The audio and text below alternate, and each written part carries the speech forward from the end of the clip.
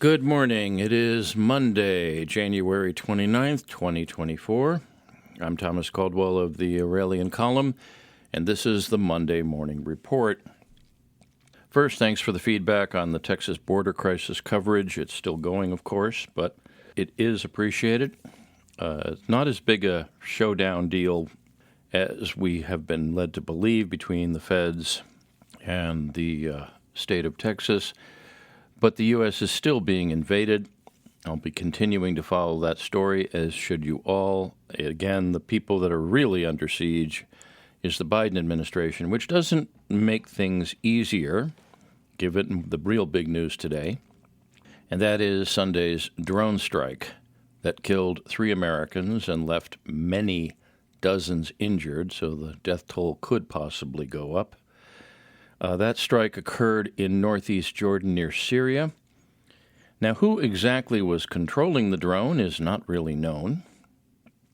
Was it Iran or what is often called Iranian-backed forces or something to that effect? Well, at the end of the day, no matter what, Iran is going to get blamed for it by the U.S., and this could end up, excuse the analogy, being the straw that breaks the camel's back. This, of course, represents a very dangerous escalation of things. The U.S. will have to respond somehow. Where and who they will hit is open to guesswork at this point. But if Iran and the U.S. get into direct confrontation, there goes the neighborhood, literally, in the Middle East. That will not go well. Iran is very close to Russia and fairly close to China. They are sick of it. They are not a little tiny, insignificant military power. They are a very large country, one of the largest in that part of the world. They have a very well-trained military and a very well-armed military. The idea of the U.S. going to war with that place is quite insane. They also are very pissed at the United States, and the animosity goes back decades, much of it justified. So, where's this going to go? Well, let me tell you what it could lead to. Yes, it could be another long, drawn-out, bloody Arlington National Cemetery filling conflict, but it can also be taken to the home shores. Now, everybody's been talking about the border crisis, and as I mentioned in my report the other day, an awful lot of people of military age from all over the world have been showing up for some time.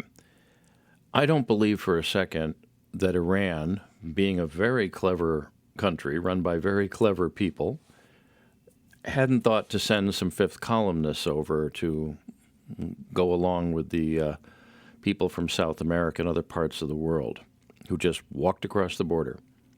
They would be well funded. They would be well armed. It wouldn't be difficult to get weapons in the United States, as we all know.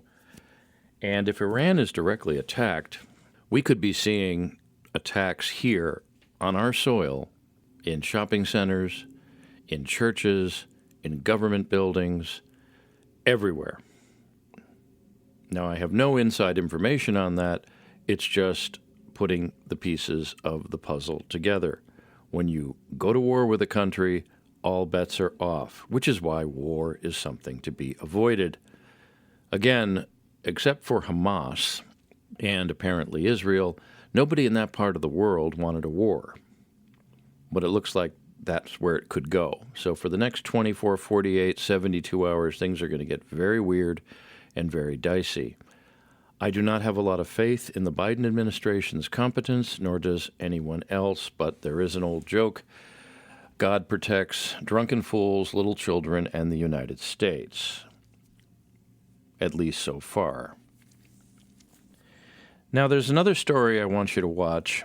I'm not going to make this a very long report today because there's just too much that's happening with the main stories.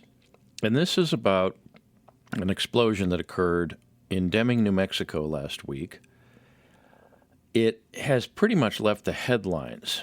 Now, the reports were there were explosive devices that were planted around town, one that was at a parole office, which was adjacent to the courthouse in Deming, was detonated. Now, there's been some conflicting reports from my sources that it was detonated by the police or it just went off. There's no reports of any injuries. However, I do have very good sources in that part of the country who were down there.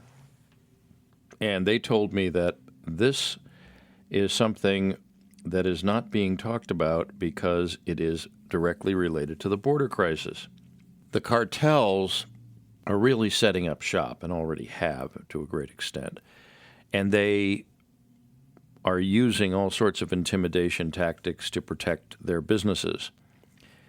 The bomb going off or being threatened to go off at the parole office coincided with some people who were there on drug charges, and that was reported to me by someone who was in a position to probably get that story right.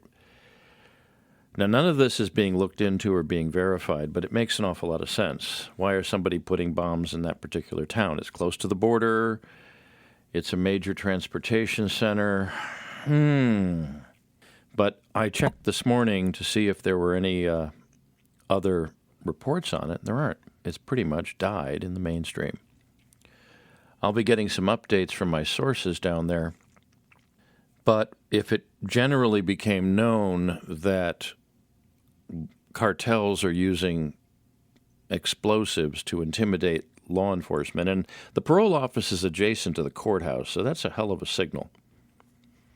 That's not some nationalist group, racial group, or anything like that. That's a direct signal of someone who is messing with the legal system. It is an ongoing story, as they say, but again, no updates in a few days.